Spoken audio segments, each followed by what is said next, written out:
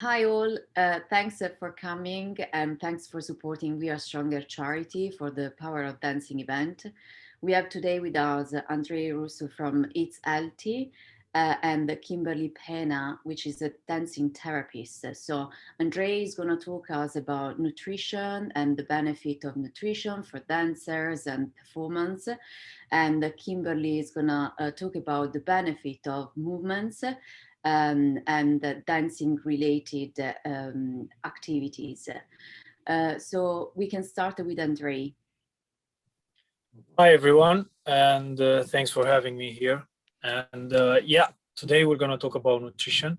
Yes, another guy that will come and say something like how to combine our elements, how to combine our ingredients, and everything like this.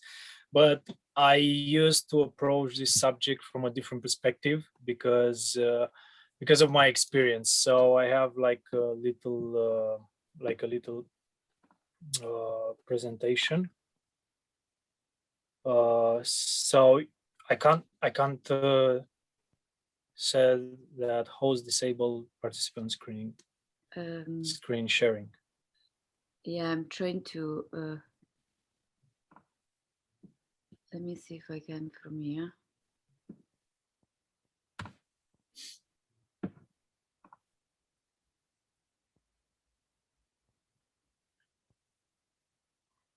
It's bizarre because it doesn't give me. Yeah, no worries. So we're gonna start anyway. Do you want to send it to me and I'm gonna share it to them?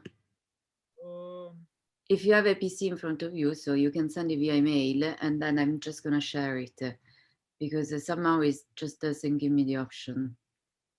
Oh, now it is. I got it. You can now. Sorry.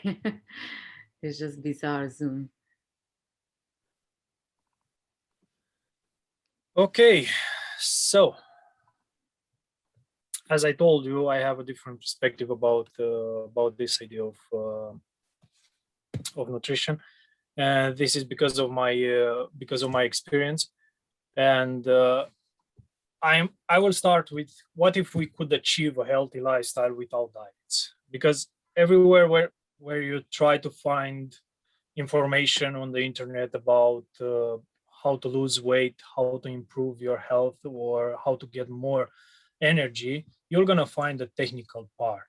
So that's why I have a different perspective, because I meet people every day, new people, and I just learn from them a lot. So that's why I had to take all the information that I have and see how can I apply to them, and how can all the information that I have can help them, and not just pass all the information that I have to them like that from the schools, from the courses, from the books. Just take it from there and pass it. Hey, this is how you have to do it.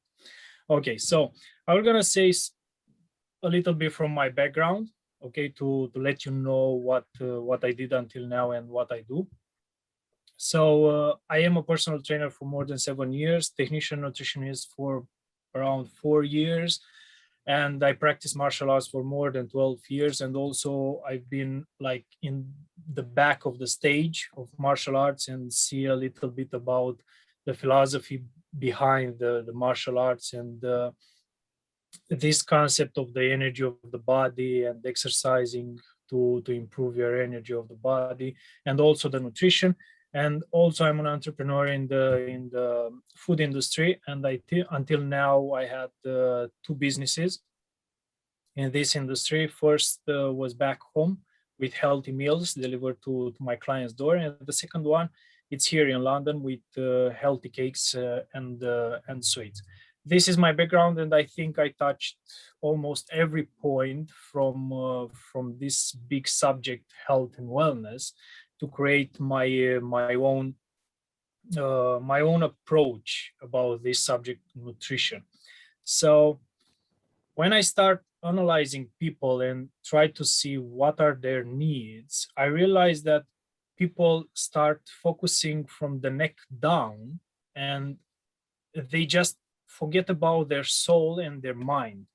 And there is a strong connection between the soul and mind and the body and the nutrition, because nutrition, by himself like this, it's not like very, very deep, but everything starts with the emotion and with the thoughts that you have. So most of the people try to speculate like in the stock market, the perfect combination with proteins, with fats, with carbs, when to starve themselves, what diet should try, to be vegan, to be vegetarian, or anything like this. But they they don't try to focus on, hey, what fits for me and why I'm doing what I'm doing. Because most of the time we gain weight because our emotions and how we deal with our emotion and how we control. So most of them, they we are not trained in in in life. We are not trained to start thinking how can we control our emotions. So because of that, we create some bad habits, and these bad habits for a long period of time becomes like normal life. So you will get to a point when you're gonna say, hey, enough, it's enough. And you're gonna start looking for help. So the industry, the society will start telling you with ads and the information, hey, you need us, you need me as a personal trainer to know how to train, you need me as a nutritionist to know what to eat, I don't know, any other people. But in reality, you need you. And to be honest, if we're gonna make a simple exercise and we're gonna ask people, hey, how often do you have a nice conversation with you in the last 2 months, like staying in a room with you, and ask yourself like, uh, or talk with yourself like, hey, I'm very grateful for things that I have right now, like I'm healthy, I didn't had any problems with COVID, for example, or hey, I could deal with that problem at work and I'm very proud of it. So people will not have this kind of conversation very often with them. So because of that, they they try to find some help outside instead of asking themselves about this, asking themselves and talk with themselves about this kind of things. So what do we have to do? Like exactly what do we have to do? Just a second.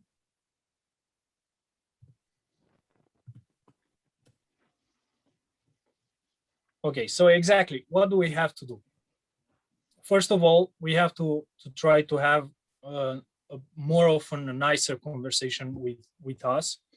And I have like an exercise that I do every day with 3 minutes per day, is just 3 minutes. Okay, so in the first minute, you just go to into a room where you are alone, you silent everything, the laptop, phones, everything.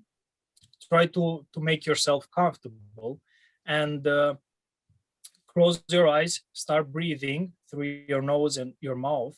Okay, normal, manage the breathing, close your eyes, and for 1 minute try to find things in your life that you can be grateful of. Okay, for example, think about if you stay with your eyes closed and everything is black around you. Think if you can't see from tomorrow. Okay, so this kind of exercise will try to make you understand that the happiness comes from the small things from your life. So because of that, you're gonna find things that you can be grateful of in your life. Okay, so after that, the next minute, you have to try to picture in your head the image of yourself. How do you want to be? Okay, if you want to lose weight, try to picture an image in your brain with the person that how do you want to look like. If you want to have more energy, if you want to, I don't know, to feel amazing, try to picture in your head the image of you, how do you want to be. And the third and the last minute, it's about the conversation with you, and you have to start with I am. So try to find different things. Tell yourself very nice things like I am fit, I'm strong, I can do that, I'm full of beans, I'm full of energy, and all of these things.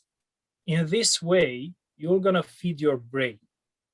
Feeding your brain will create some thoughts, okay, very nice thoughts about you that will going to feed your emotions. Feeding your emotions will have a direct connection with the nutrition, because most of the time people, when they get stressed, when they are depressed, when they are nervous, when they feel the pressure on themselves, they have to get something from outside to make them feel better. So that's why people go and eat too much refined sugar. That's why we start eating only fast food. We skip meals. We try to find excuses that we don't have time to do that, to eat that, to prepare our meals, and everything like this. And in this way, will become habits, and that's why we start gaining weight.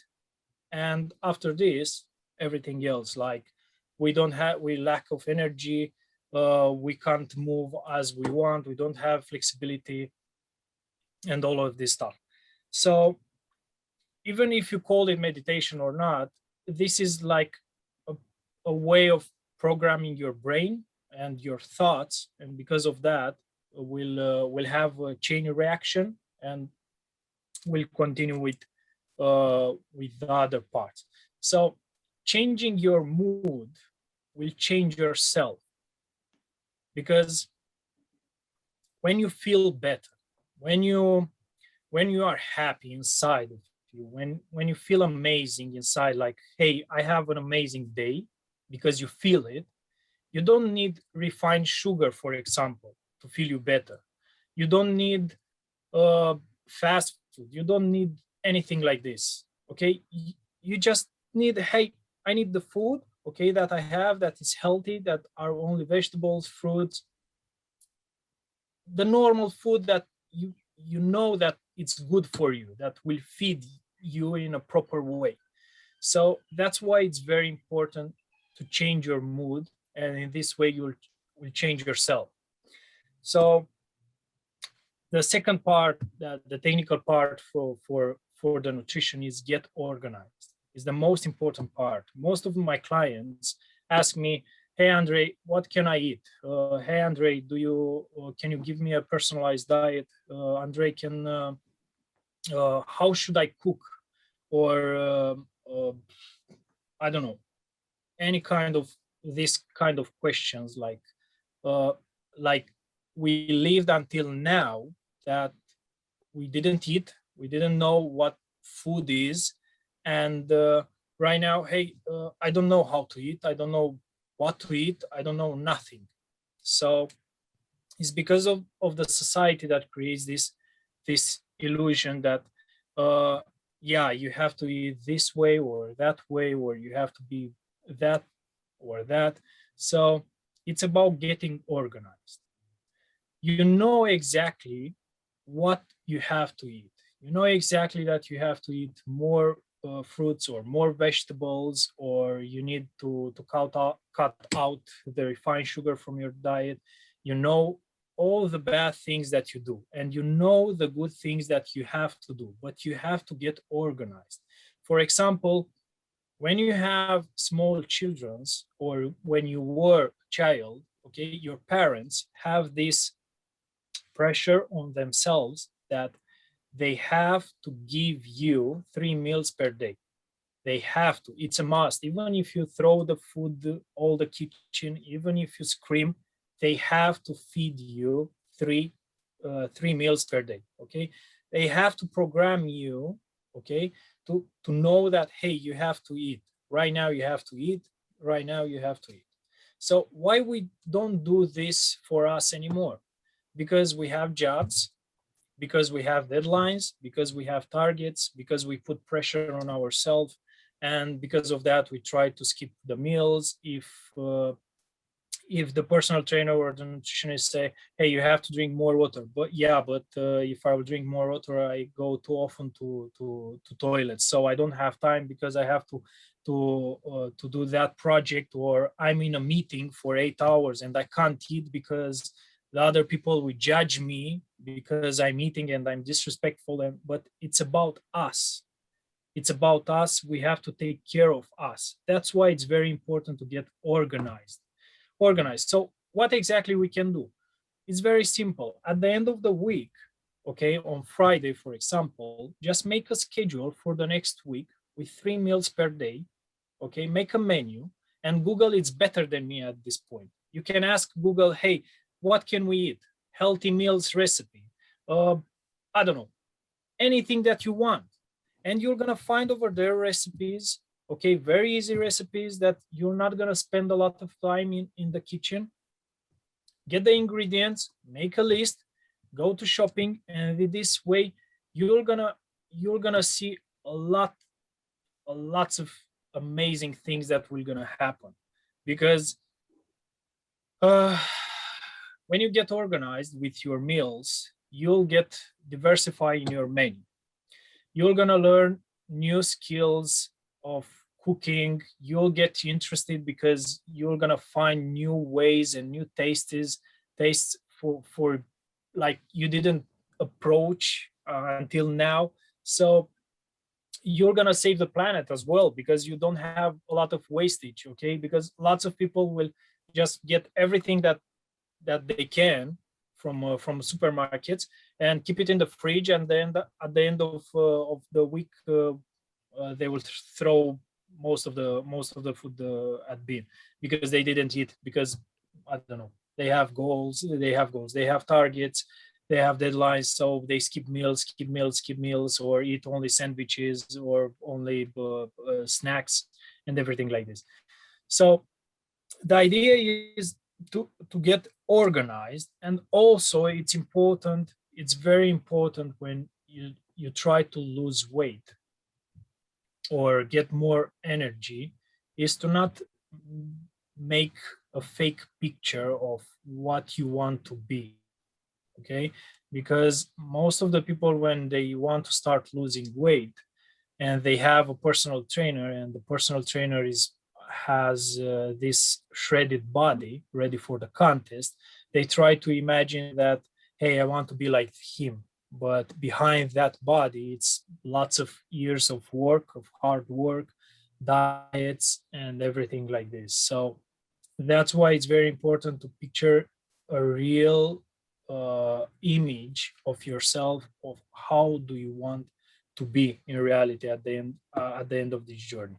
So getting organized, okay, is the most important thing in the nutrition. It's not about getting the best diet. It's not about becoming vegan or vegetarian or all of these things. It's getting organized. You're gonna understand your body after a period of time. Okay, you can see how it what it works for you and what doesn't. So that's why after that you can choose, hey, yeah, I can cut the meat out of my menu.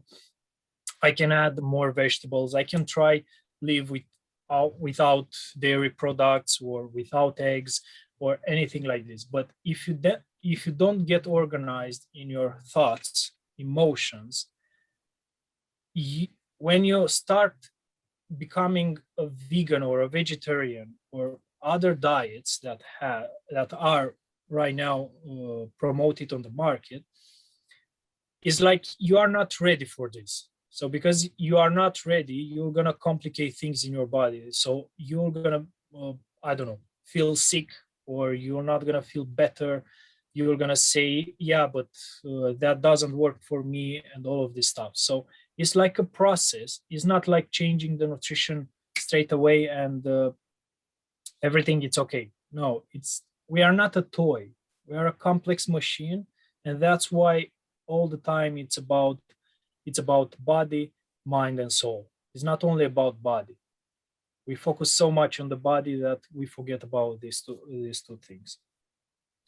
Other thing is that we don't have to get this idea of healthy eating like a pill or a drug, to take it only when we want to lose weight, or only when we feel sick, or only when we want to get more energy.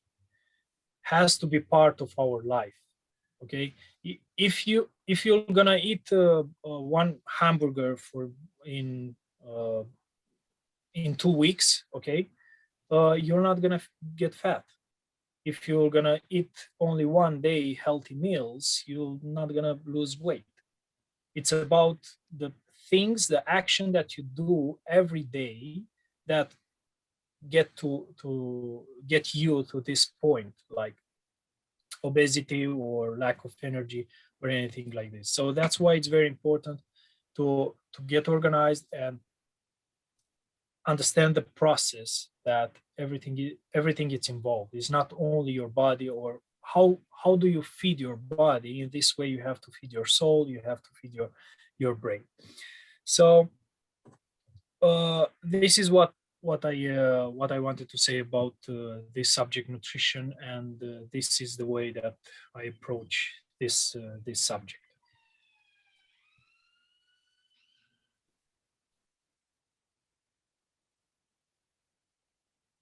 Okay, so Andrei, is this finished?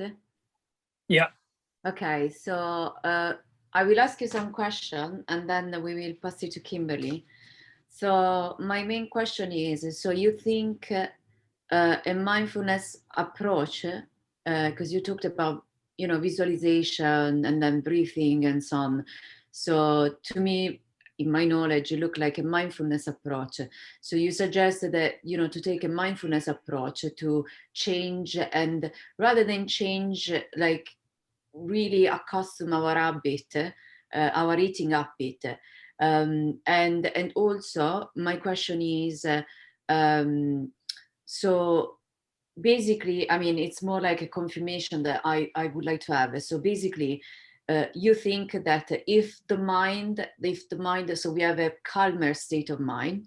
Uh, so basically, we are automatically linked and prone to eat more organic food, what the type of food that we actually our body needs. And so that means, as you said, it's not that it needs to be like a proper diet, like as a strict diet, but we still need an healthy diet, which means we need to have a certain amount of as I said, meat or proteins or carbs, like during the week. um, and so yeah, as I said, so you are basically suggesting just to take it as a mindfulness, as a like a calm state of calmness, and Yeah, the perfect example here, it's the ads from Snickers. You know, the ads from Snickers when they said that you are not you when you are hungry. This is what happens in real life. If you are getting stressed at the job, this is what happened with lots of my clients. When when you get stressed at the job because you have a lot of pressure on yourself and you skip meals, your body needs energy. Okay, for sure, the body will will say to you, "Hey, man, I need some energy. Give me something from the exterior. Give me something." So the only thing that can give you lots of energy and straight away, it's refined sugar. It's sugar. Okay, so your main intention is to grab the chocolate bar, okay, because this is the main source. The other example is, if you have, and it are a lot of studies on this subject, if you don't eat anything and you are starving and you go to shopping, you are more likely to buy lots of things that you don't need, bring at home, eat just a little bit, and the rest will gonna we're gonna end up in the fridge or end up in the bin anyway. So that's why it's very important at this part of nutrition to to try to analyze yourself and try to think about your thoughts, because if a normal person that can can control their emotion and their thoughts, they will understand that even if they have pressure at their job, deadlines, tasks, their bosses put pressure on themselves, they will understand that, hey, yes, I know, I understand the pressure, I understand what I have to do, but if I will go to hospital because I don't know, I gained too much weight and I will have problems with diabetics or something like this, cancer, anything like this with your immune system and everything like this, okay, I will not be able to finish my project. I will not be able to continue coming to work. I will not be able to support my colleagues. So that's why, even in the culture of the companies, there is something wrong. But if a person will realize, hey, I'm so important that I have to understand that even with this pressure, I have to take care of me first, they will be able to control their emotions, breathe, and try to realize that, hey, yeah, I need to eat something. I don't have to skip meals. I have time.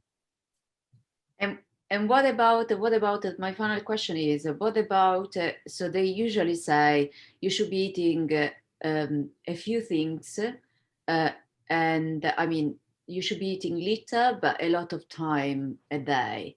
So is this something that in your experience is true or it is not necessarily true? Yeah, these things I tested. I tested when I had the company with healthy meals delivered to my client's door was 3 meals and 2 fruits per day. So everything was scheduled at 8 a.m., 12 p.m. Yeah, 12 p.m. and 6 p.m. And the fruits was like 10 a.m. and 3 p.m. So I saw some amazing results over there. I was at the beginning because all the information from the school courses books was about counting calories and all of the stuff. I just stopped for a second and just tried to do these things with 3 meals, normal meals. Okay, that is like normal. Okay, salad, fruits, vegetables, just one portion of meat per day, and I saw amazing results because people had the meals, they are organized, they they don't have to do anything else, they just receive the meals and stick it to a plan, stick it to a schedule, and they were feeling amazing, they were losing weight without training, they were like feeling better, and was kind of amazing because I talk with the clients to see how it goes. Was like a test for me to see how it goes. I didn't want to just give the diets or I don't know what is promoted those days in the market. So yeah, my answer based on my practice is yeah, it's about you can get more energy, you can lose weight, you can feel amazing if you have like a schedule of meals, of small I meals every I, day. I understand what you're saying because as a someone that had bulimia myself, so my problem, for example, it was stuffing myself. So and I could go even from not eating to stuffing completely myself.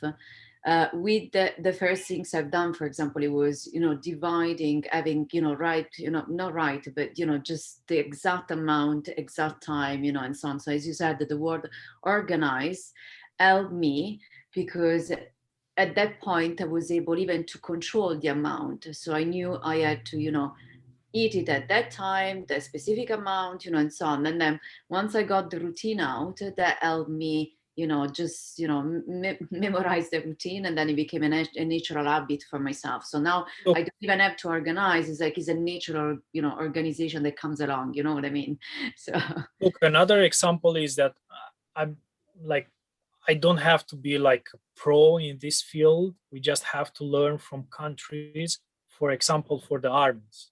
Okay, if you enroll in the army, if you go to the army, okay, they have an organized schedule of meals. They will not go to a diet. They will not go to certain things. Okay, they will go like organized meals. In the morning, you have to do exercising. Then you go to breakfast. Then you do training or whatever you have to do, then at lunch you have to eat this, and then go study or whatever, and then in the evening you have the end meal. So everything gets organized. They don't organize just because, okay, I'm the army, okay, and we have to be organized because this is our meaning, or stuff like this. Okay, that's why things like this are very important. Like getting organized in nutrition, I think it's the most important thing. So after you get organized and you have all the meals, then you can try different things. If you don't feel okay with this approach, you can try different things. But organizing yourself in the nutrition is the basic thing, is the most important thing. And I told you, I learned from my clients. I learned from my clients, and I saw everything at them. Yeah, I think it's very useful. So thank you so much. Kimberly, Hi. I think, Andrei, you need to stop sharing your screen so we can see Kimberly. Thanks. That was so interesting, Andrei. I think that it's the first time that we've met via, well, ever. Our lovely Olga has brought us together through We Are Stronger Together, and it's really interesting some of your ethos behind the work that you do, because I think that a lot of it is aligned with my approach. I'm really excited to kind of share a little bit more, and the synchronicity is really amazing. I'm really enjoying listening to it. Okay, I thank go you ahead so and much. Yes, tell please. everyone a little bit about me. Yes. Okay. So I'm Kimberley Pena. So I'm a registered dance movement psychotherapist. I work at the moment predominantly in the NHS, and the reason why I'm saying about the synchronicity with what the work that Andrea does is within the NHS service. I actually work within the eating disorder service, supporting young people predominantly rebuild their relationships with their bodies, to support them re-engage with food again in a much healthier way. So it's really interesting, some of the concepts there that Andrea has mentioned. I think there's a lot to unpack. But alongside my NHS work, I also run my own private practice, and with my own private practice, dance movement psychotherapy is available to anybody who might be going through periods of distress in their life, and that can be whether they've experienced a trauma that's directly impacted their bodies and they want to kind of regain that relationship with themselves again. It can be those that have got a diagnosis with either depression or anxiety, or it can be those that haven't got a diagnosis but experience times when they notice either their mood is affected, or they notice that their relationships with others is impacted and they feel like they've lost their sense of identity. So it's a real open, eclectic, inclusive mix of clientele that I work with.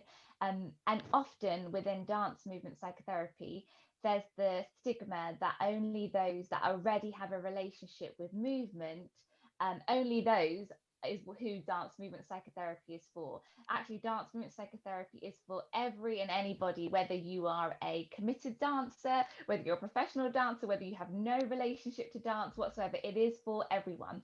And I think when I talk about that, I think it's helpful to speak to the idea of what dance is, because I think we all have, regardless of where we've come from and kind of building on our cultures, we already have an idea of what dance is. You know, if I was to ask Olga what her experience of dance is compared to what Andrea's is compared to mine, we'd all have a different narrative of what dance is.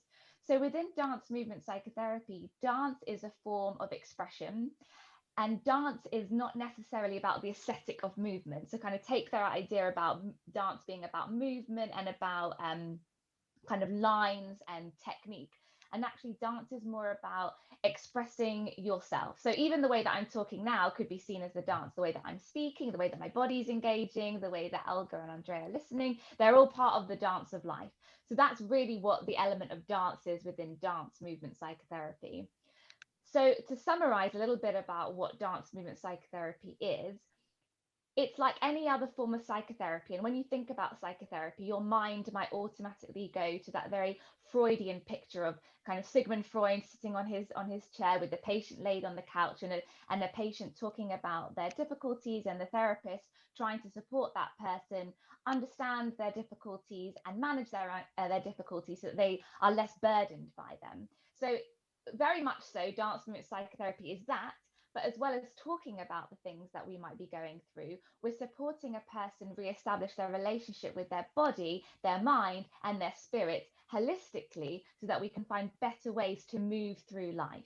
So I think within the kind of but definitely within westernized medicine, there's a real focus on managing mental health solely in the mind, that we have to really focus on the thoughts, and we have to consider the neurological elements of what might be impacting our mental health. But as we know, our mental health is not detached from our bodies. Our mental health is within our mind, within our brains, within our head, within our bodies. We are a whole being.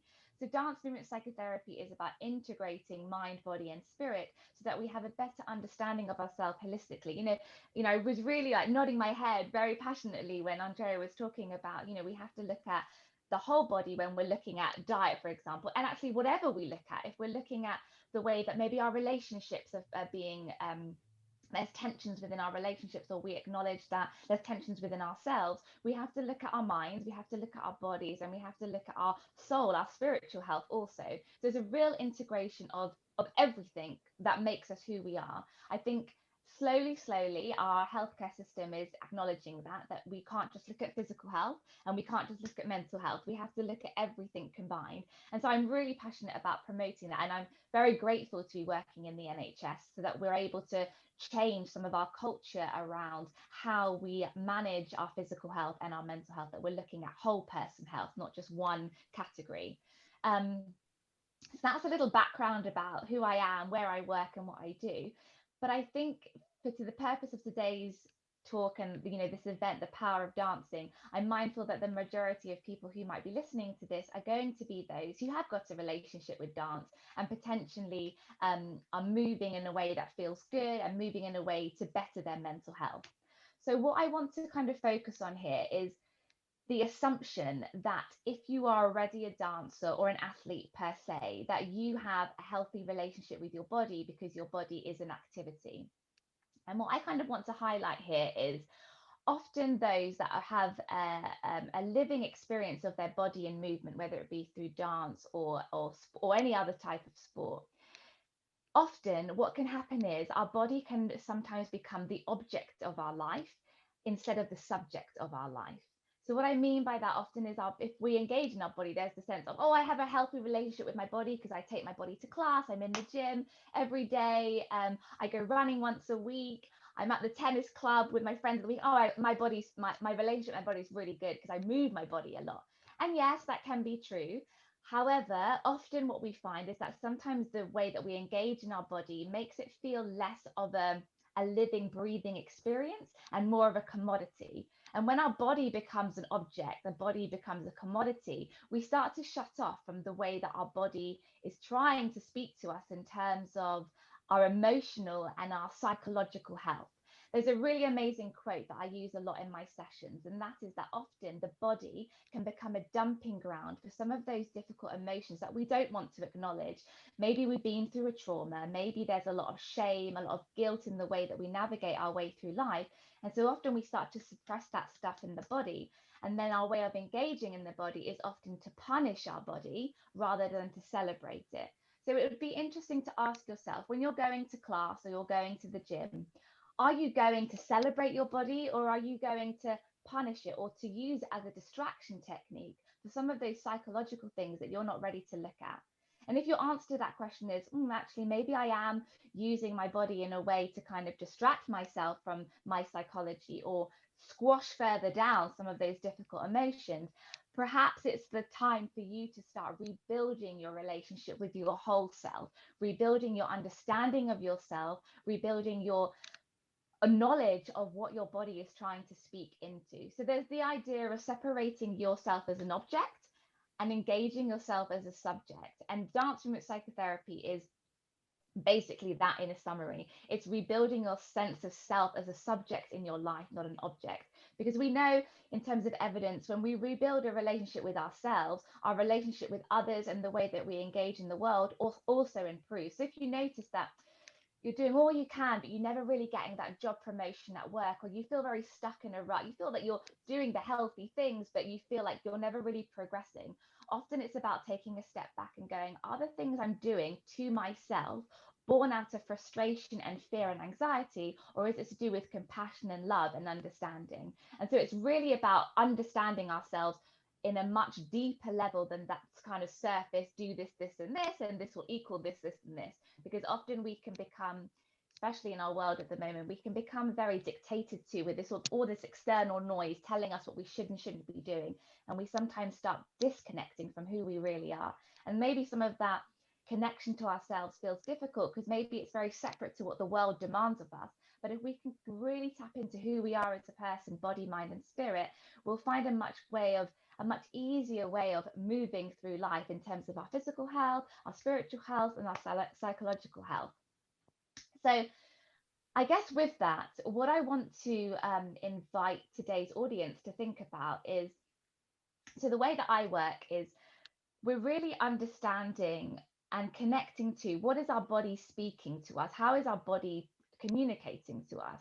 And often this is a really good starting point for this, is to think about, where is my body in terms of its health, in terms of injury? And I think especially within dancing, it can be really helpful to think about. So if you're a body or a dancer who experiences reoccurring niggles in terms of maybe that hamstring that is never quite loose enough, or always got that kind of that pull, or maybe you experience a lot of back pain after or before dancing. Often we can think, right, I'm going to go to physio, I'm going to look at that back pain, I'm going to do exercises to strengthen my back, I'm going to stretch more so that my hamstring feels less tight and it's more flexible. And yes, all of those things are very good and very positive, and I'm not saying not to do those things, but what I'm inviting you is an added layer. Within dance movement psychotherapy, we are aware of the body psychology. So understanding that the body has an innate wisdom of healing and understanding of our holistic health. So sometimes it's helpful to look at those reoccurring injuries and start to understand the psychology behind them. Back pain is a really, really good example. Often when we experience back pain, it can be linked to our psychological health in terms of our shadow self. This is a very Jungian Freudian concept of our shadow self being linked to our psychology of things that have happened to us in our past. And often our body, when it's connected to those things, can start to show signs that we're not ready to step away from that shadow self, those things that have affected us in our past. And so our back speaks to us in terms of asking us to look at that part, to start to integrate that part, so it's less of a burden to us, but just more of who we are, without dismissing it, without going, I don't want to look at that part, but actually going, that part, whatever difficulty that has arisen from that part, is part of who I am. And instead of that part controlling us, we begin to manage it. So it's not about which one is controlling the other, it's about integration of both. Because I think when we go through difficult times, there's that very English expression of kind of just get over it, just get over that, time is a healer, everything will be gone, as if we're kind of going to step away. But actually, when we go through difficulties in our life, our body remembers it, our body keeps the score. And so the more we're able to integrate it into our lives so that it feels less of a burden onto us, but just actually who we are as a person moving forward, it begins to have less of a hold of us. It begins to feel more fluid within our body. I think a really good metaphor for this is that analogy of, those bath bombs that you can get. When you don't put them in water, they're a very solid thing that feels very much the bath bomb and me. And when we soak it into water, the bath bomb, it gently dissolves and the concentration all of a sudden feels less. And that's the same within our bodies. If we're going through anxiety, depression, low mood, we can start to think, oh, I need to separate I need to fix that part. I need that part to no longer be with me anymore. But actually, it's about going, okay, I'm someone who experiences low mood, but that doesn't have to define me. That doesn't have to be part of my identity. My body and my mind are able to integrate that into my sense of self so that it's just a part of me and not my whole me. And that's what dance movement psychotherapy is about. It's about acknowledging our strengths and going, okay, this part, I'm really good at this part, and this makes me feel empowered and strong and grounded. But actually, there are these parts of me that feel very overwhelming, and I feel very fearful of these things. But the longer we separate ourselves from those things, the longer those things are going to have a hold over us. So what we need to do is almost befriend them in a way, almost incorporate them into us so that we can go, this is just a part of me, but I am bigger than all of my parts. I am the sum of all of my being, not just this one part of myself that causes me pain, anxiety, depression, and obviously impacts my behavior. So I think my invitation today, I know that this isn't an interactive workshop, and perhaps there's something to think about in the future, but within dance movement psychotherapy group work that I do, I'd often use this point as an invitation to just check in with your body. You know, what is your body trying to say to you on a daily basis that you have culturally decided that oh, that's just because I stretched too hard in that class and that's why my back always hurts, or like Andrea was saying, oh, I eat that food because I just like that piece of food and it's because I get stressed. Well, actually, what is the kind of underpinning message of that? What is your body trying to tell you? And giving space to your body, I think, is paramount into supporting our mental health, because, like I said, often the body gets denied, you know, especially within my work with an eating disorder recovery. The body at times can become the enemy, and so rebuilding the relationship with that body is the first point of call before we can start to impact how we relate with food, how we relate to stress, how we relate with other people.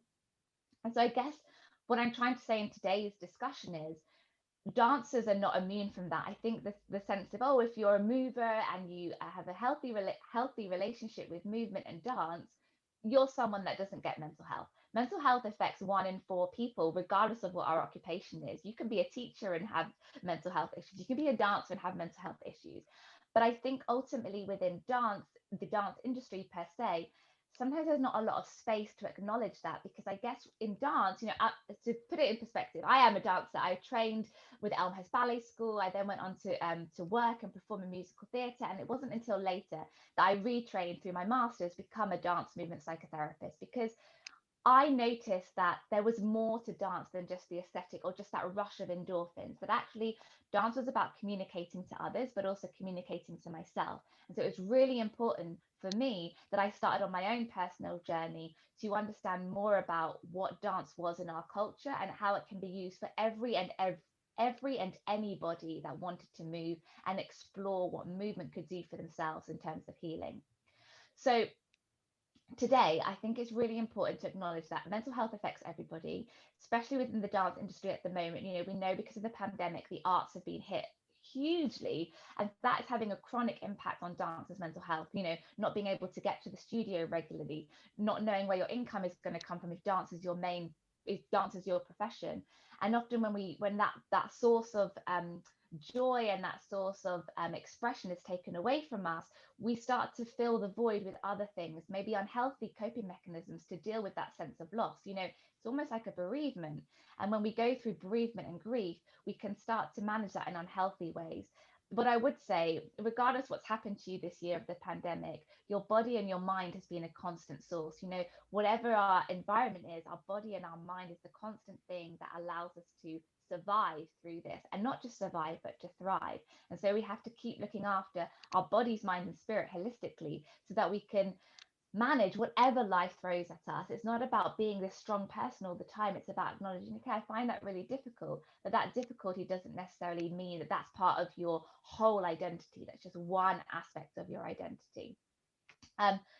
So I think that in terms of dance movement psychotherapy today, I think if you are someone that notices, or actually maybe I do need to reestablish a healthier relationship with my body and my whole self, maybe it's about looking for a registered dance movement psychotherapist who would begin that journey with you. It is a process, you know, it's not just a one-off fix, a one-off class to go to. It's a relationship that you have with the therapist. The therapist will gain your trust and support you in looking at whatever areas you want to look at. My approach is very person-centered. So what that means is that we look at your needs as opposed to a prescription of this movement or this experiential is going to support you. Actually, no, it's about who are you as a person and what do you need to look at? What are the things that your body is trying to tell you when it's given the space to speak? I think that's also very poignant, that we often don't give our bodies space to be heard and to speak. And so it's really important that you engage in this process with a registered clinician, because it's about your safety and it's about the ethical boundaries of the depth of work that dance movement psychotherapy looks at. I mean, if we think about the history of dance movement psychotherapy, it originally started with our American pioneers in Queen Elizabeth Hospital in America, where dance movement psychotherapists were brought in the Second World War to support recovered veterans from their experience of the war, because doctors didn't know how to engage with patients because their minds were so overwhelmed by the trauma that to begin to look at the mind, to go from top down, was almost unethical, was almost too much. So we had to start from the body up. So actually, dance movement psychotherapists were brought into the ward to work with soldiers who were showing signs of post-traumatic stress disorder, to support them feel safe in their bodies again, to start that psychological work. So I think that's a really beautiful example of what the work that I do. It's about supporting people from the body up. So we're looking at the body, connected to the mind, connected to our whole sense of self, to start to feel safe in our bodies, so we can begin that work, whatever is triggering that psychological distress. Great. Okay, so can I ask you some question? Of course you can. Okay, as a dancer myself, so I have a few actually questions, which you were talking about, using your body, well, using your body or putting your body as a subject or as an object. Um, so if, because for example, so I don't know if you know my story. So I was sexually abused when I was a child. Then I had bulimia as a consequence. I was bullied. So a lot of things, so depression, suicidal thoughts. And it took me a long journey to where, to get where I am today, and included, so the dancing, I have to say, helped me during the journey. Probably I would have suicide if it was not for dancing, because when I was getting into dancing class, it was when my brain was switching off.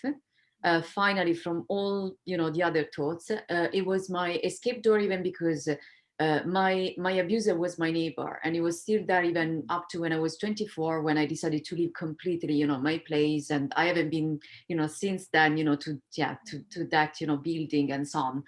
But at that time, of course, it was my escape door, going to dancing class, and it was where I had a very nice teacher as well. It was where I could not feel ashamed, and I could let my body be whatever I wanted to be.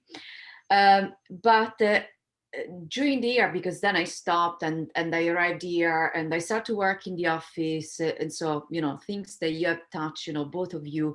So you get, you get stuck into certain routines, and you just forget about your body, and you just go to the gym because you need to be, fit, you need to go to the beach, you need to do this, and, et cetera, et cetera. When I restarted dancing, there's been, it was coincidentally with the period that I had started even, doing my final psychotherapist, work, in which, I completed a neuroscience, like techniques you use. So it's where I changed, myself, the way, I was perceiving myself and so on, and how I behave with people. And at that time, I remember I finally went back into class, and I cried. And when I say class, it's dancing class. And I was finally able to feel the music and cry, which was something that didn't happen since I was back in my 20s, when dancing was my escape door. So my question is, when that happened, because still I've learned to allow myself to get into class, or even the other day I was training, because I'm still like recovering from an injury now. And, I was just, pirouetting with the music. I felt the music and I felt I wanted to cry, but very loudly, like, and that for me is a moment, priceless moment. So in that moment, is my body my subject or my object? Wow, that's a really big question. And I think, to be honest, Olga, if you were my client, I would say that only you have the answer to that. But what I think you highlighted there is a point in your process of recovery where integration happened very powerfully. So you had that experience of dance being escapism for you, then you did the work with your therapist, and then when you went back to class, you allowed the psychology of what your body was now in terms of the way that you were experiencing your body, and maybe there was a sense of relief there, maybe there was a sense of exhale, in terms of that you felt safe enough to be completely in your body, fully integrated, did everything that happened in your past, but who you were now as a person. And I think that's a beautiful example of, often within dance classes, because, like I said, the body has such an innate wisdom if we give it time to speak to us and for us to hear it, that often there might be, I'm sure that you are not, I'm positive actually, that you are not the only person who's been in the dance class connecting with your body, and all of a sudden you felt an overwhelming feeling to cry or or even to laugh, you know, whatever the emotion is, and not quite knowing whether it feels safe to do it there, whether you can do it, what is this emotion, why am I feeling like this? And I think that's the difference between a dance class and a dance movement psychotherapy space, because in dance movement psychotherapy, we give permission for those emotions to surface, and not only for them to surface, but for it to be safe to surface, and then to process, okay, what was that emotion about? Why, where has that come from? And what is that emotion?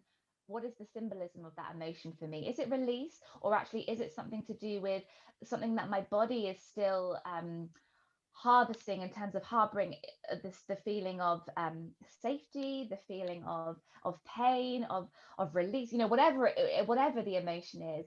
We then begin to process that, so there is a full integration. So you leave your dance movement psychotherapy session going, "Ah, okay, that part of me has been processed, that part of me has been integrated," and then you step into the rest of your day. So I'm not sure whether in that moment it was the object or subject, but I think it's an important reflection to keep having with yourself, and an important point for you to think about feeling safe enough to engage with your body in those spaces fully, all of the emotions. Okay, thank you. Another question. So, for example, I'm taking my experience, but I know a lot of people had very similar experiences. So I've injured myself last year. Lots of dancers unfortunately go through injury Yeah. period. Or even other people. So because obviously, as you said, the dancing therapy is not necessarily for dancer, but is for everyone.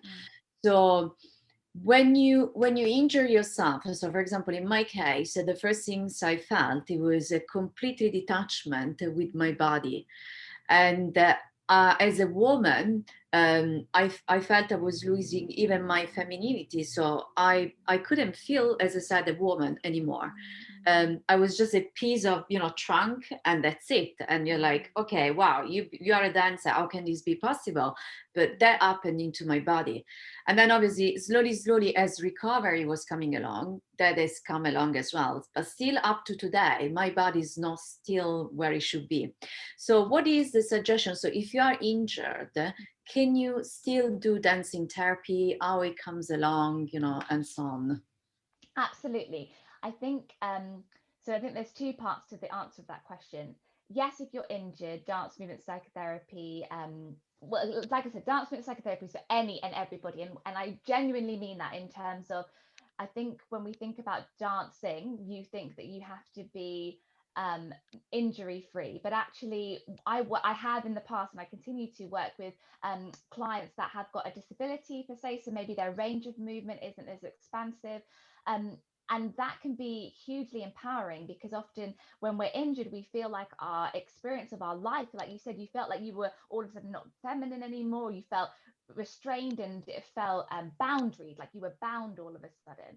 And I think that's a really beautiful example of understanding that we have to continue our internal dance of our relationship with ourselves, regardless of what our body can and can't do. I think often we place too much emphasis on, I will feel good only if my body is operating at optimum level. I can only be well in myself if my body is physically able to do X, Y, Z. But actually, we have to find a sense of balance within us, and almost well, I guess what the word would be is a peace with ourselves, that actually, if our body is needing to rest, or our body's capacity becomes limited because of injury or because of any other life circumstances, that doesn't necessarily become who we are as a person. That who we are and who we feel we can relate to is consistent regardless of whether our body is injured or not. Does that make sense? So that sense of peace within ourselves is what we're looking for, that identity within ourselves, regardless of whether I can move like this or whether my body is very bound. So that's one answer to the question. In terms of the psychology of an injury, I think it's helpful. Like I said, I work a lot with body metaphors. So sometimes it can be helpful to really work closely with that reoccurring injury, to go, okay, this is a reoccurring injury, and there's a physiological reason for that, but let's have a look at the psychological component to it, because like I said, we're not just a physical health difficulty, or we're not just a mental health difficulty, we're looking at the whole thing. So I think, like I said, I would invite people to question whatever injury they are having that's reoccurring. Is there something more to it than just the physicalization? And some of that might be that you're pushing your body too hard. And why are you pushing your body too hard? Is it because there's a stress within you that you haven't given space to diffuse? Is there an anger with you that you've never felt safe to express? Anger is a massive taboo subject within our culture, where there's never a safe space to be mad and be angry. And often we do that through our body, whether it be dancing or in the gym. We get into boxing because we like that aggression. And some people are really scared of that aggression, but actually that's a really natural and very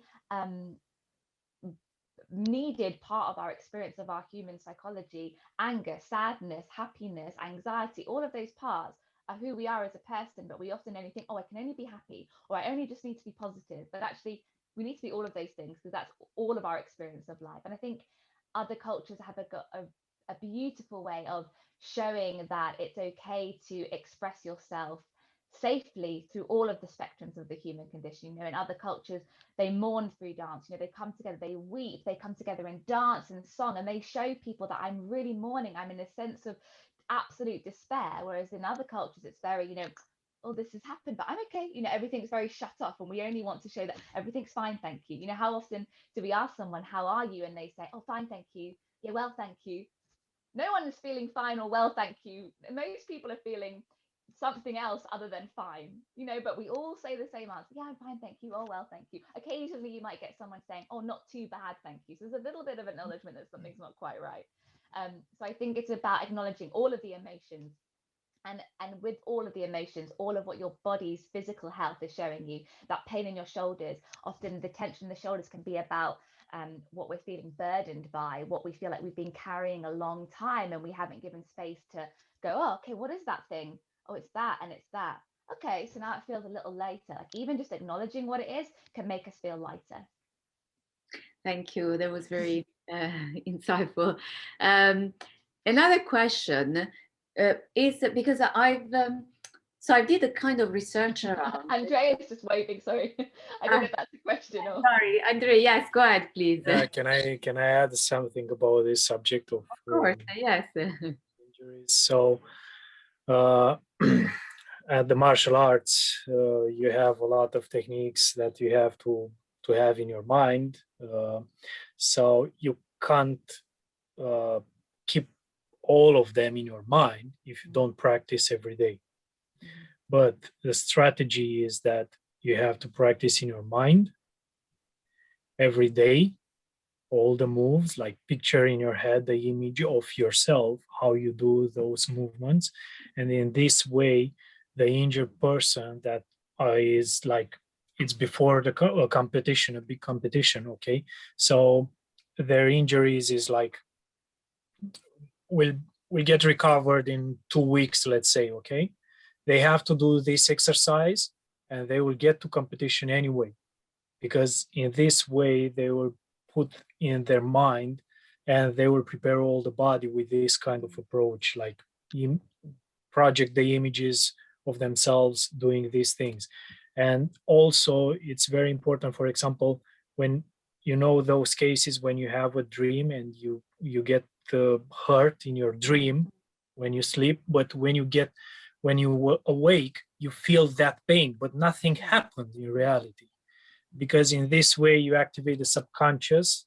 So because of that, we'll project the feeling that, hey, happened something, but in reality didn't happen anything. So that's why it's very important when you get injury. This is what I learned from martial arts, is that you have to still keep exercising, but in your mind to be able to have the same body, let's say. Yeah, and actually you've highlighted something there in terms of the research behind that. So Andrea, what you're speaking into there is the mirror neuron research, and Galisi is a really key figure in that, and is really highlighting the concept that you don't have to be physically moving to reap the benefits of dance movement psychotherapy, because a lot of the work with those that are either bedbound, because of hospitalization, or they're in wheelchairs and they've lost the use of their body from the neck down, through the mirror neurons of a other mover, a dance therapist or a dancer, moving in front of them. When a mover is moving in front of another person, they're firing, so the non-mover is firing the same mirror neurons as the mover. And so psychologically, your body is experiencing it without having to move a muscle.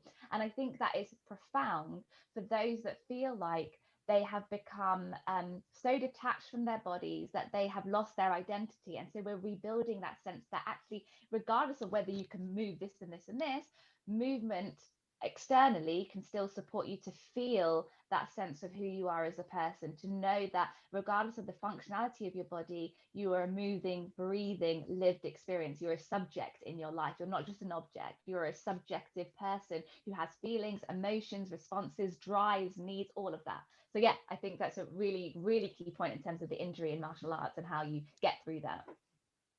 Thank you. So yes, the other question was, because I've done a research, and it was even surprising to me that some professional dancers, so obviously I'm not going to say names, but for example, from bigger company like Royal and so on, they don't even know what it means dancing therapist. So when I ask, what is it, do you know a dancing therapist? They said to me, oh yes, I knew a good physiotherapy for dance. And I'm like, well, that's actually not a dancing therapist. So it's still surprising to me that it's not as well known around the industry as well, which is the dancing industry. But of course, even because, as you said, that this is not just for dancer, but it's even, for other people. So obviously I'm supporting a lot, the expansion of, because I think, it's a great, way to heal the body and the mind together. As you said, it's all a combination. But would you say that, for example, I had, lots of trauma. So in my case, I've used various techniques. So I use psychotherapy, I use mindfulness, I've read lots of neuroscience book, et cetera, et cetera. And I fit that with my personality. So I had to understand what was working best for me. But I thought, the combination of a little bit of everything would have, reprogrammed my brain. And that's what happened. Would you say that, for example, if someone that's got eating disorder, or someone that's got a disability, or someone, et cetera, but they need, for example, the first things that people would say, oh, go to a psychotherapist. Do you think they can simply come to a dancing therapist rather than, so can a dancing therapist substitute a psychotherapist, or they need to go alongside, so they need to work together to be so thanks the question. So okay, so I am a psychotherapist. The dance movement psychotherapists are psychotherapists. The only difference is a psychotherapist, not just, because I don't mean to say undermining. A psychotherapist, let's say they're a verbal psychotherapist, they will be supporting a person verbally understand and process their difficulties. A dance movement psychotherapist is still doing that verbally. It's not a non-verbal practice, but we are fully and explicitly acknowledging the body and movement as a method of supporting processing. So that is the difference. And I think, so yes, in answer to your question, a person needs to tap into themselves to go, what model of therapy is going to be the best for me? Some people need to just see a talking therapist, a psychotherapist, where they are just able to speak about their difficulties and process them. That's fine for them. Another person might feel like they want more of a holistic, integrated approach because some of their difficulties might respond more acutely to that, like, for example, those in recovering from an eating disorder, or those that have experienced trauma, or maybe the difficulty's got nothing to do with the body per se, like maybe it's just an underlying low mood or an anxiety, but they want a more holistic approach. So it's really to do with what feels right for the person. I think the reason why dance movement psychotherapy is still to this day widely unrecognized as a practice for mental health is a consequence of our culture, in terms of, actually, it's only recently that we've been talking more about mental health, and the stigma around that, people are addressing it more. All over television are all these different campaigns about talk more, and so of course when you think about mental health and the the messages talk more, you would think, okay, right, I'm going to go and find a talking therapist. So over time, I think that people will start to be aware that there are other interventions of support. You know, dance movement psychotherapy is one of the collections of the arts psychotherapists. So there are music psychotherapists who use music as a method of communication. There are art psychotherapists who use art as a medium of supporting some of the unconscious things that are within us to come to the surface, maybe because it's too painful to name it through words. You know, especially within dance movement psychotherapy, sometimes to say to someone, okay, how are you? What is it that you'd like to work on? Is such an overwhelming question to answer with words that they need movement to start to express some of what they want to use the session for. So I think that's part of the dilemma. Dance movement psychotherapy is still widely unrecognized because mental health in general is still widely unrecognized as a need to support. And I think within dance industry, you know, right through training, professional training, all the way through companies, there is still a stigma about acknowledging someone who might be a professional dancer at the top of their game and maybe clinically depressed, but there's not space to mention that because, you know, there's that always fear that to mention weakness might impact your position within the company. I think that's a horrendous place to be. And I think that slowly within all industries, we're acknowledging that you can still be the top of your game and you can still be going through some sort of mental health crisis. And the organizations around those employees need to be more compassionate and understanding that going through mental health doesn't necessarily mean that you can't still do your job. Great. Final question. Sorry, because it's very, very interesting, this topic. But as if, for example, I go and I become a client, you know, psychotherapist client, psychotherapy movement clients. Do you give clients exercises, for example, to do even alone at home, or is just a curiosity? Like if it works, for example, a psychotherapy, you know, could give me exercises to do, which could be from visualization, depending on obviously the type of techniques they were using, to writing down, you know, certain things, you know, etc., etc. So is it the same? Do you set, you know, some sort of exercises at home? So in terms of the way to best describe it in this session, it's semi-structured. So what that is I obviously have a imaginary toolbox in my mind in terms of all my training that I know can be helpful to suggest to a person. But predominantly the session is led by the person in the room, what they need. So so for example, if someone's talking to me about a certain thing, I might notice that they hold their hands in a certain way. And I might say, oh, I'm just noticing when you talk about that person, you do this with your hands. And I just want to touch on that. Can we explore that a little bit more? And then that leads to another discussion, that leads to another experiential, and so on and so forth. So there's not necessarily a prescription to say, okay, if you're dealing with anxiety, go away and do X, Y, Z. There might be something in this session that's very profound and very powerful that I might say, that exploration that we just did there, I would encourage you to try and do that in your daily routine and come back to me next week and let me know if that's helped in any way, shift some of what's going on.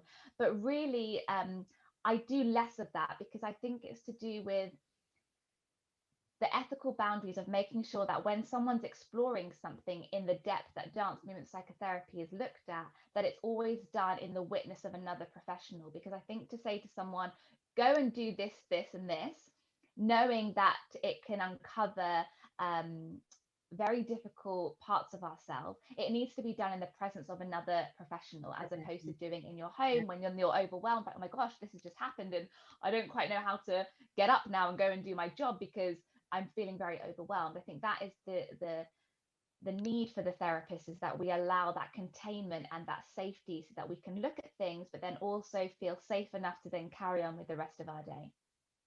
Great, thank you so much. That was very, very helpful. Okay, so I would like, Andrei, yes, of course. Yeah, one more thing I want to say from my experience. I had once a transgender client, and is this way of approach, because back then I worked for a company and it's not my approach, but anyway, because company forced me to do this, okay, I'll do it. So I just told her, hey, you know, you have to eat this, you have to eat this. I just contacted her every day. Have you eat? Have you ate? Have you did that? And she she was telling me in one session that she thinks that the food, she's like punishing her with no eating because she had a lot of tragedy in her life, that she tried to commit suicide like twice and she couldn't, and she just see these kind of things like skipping meals and do not eat all day and everything like this, like a punishment for her to not live anymore, like still wanted to commit suicide. So that's why I have this kind of different approach about nutrition. The same with this idea of you have to ask questions and you have to see the person in front of you. Hey, why you do this? So that's why it's very important to have a conversation with you more often and try to program your brain in a different way. Yeah. Obviously, the common point is that you can give help only if the person wants to be helped. This is a major, unfortunately, I'm saying unfortunately because obviously we deal with any type of people that wants to be helped and people that somehow still, because otherwise they wouldn't come to us, wants to be helped, but they are not ready yet to receive the help. So obviously, the purpose even of this, this webinar for me is to say to people, don't be afraid, to reach out. And it's not a weakness. Everyone has weaknesses, as we said, so, but this is not a weakness. It was even tough for me in my life, to reach out to others. But when I did is when, my life really changed, to a positive, one. With no more in any of disruptive, thoughts. And so, yes, so I just, say to any of the audience, like if you really, want to speak to someone, like you can get in touch with Kimberley, you can get in touch with Andrei, we can suggest, other people, but, reach out and don't be afraid. So thank you so much. And if you want to say anything else? Andrei, Kimberley? No, I think what you said there, I would just kind of add volume to that. Yeah, just make sure you reach out. And I guess adding to that, I would just say, just make sure that in your exploration of who you're reaching out to, that they are a registered and experienced clinician. Because I think there's a lot of people out there, especially with our access to kind of social media and the internet, that are offering what looks like the solution for you. But just always double check their credentials, double check their experience, just double check, because there's nothing worse than entering into an experience of healing with someone who isn't qualified to do that with you. So just double check to be safe. I agree. Thank you so much. Thanks, and see you, next time. Yeah. Yeah. Have a lovely day. Thank you. Bye-bye. Bye.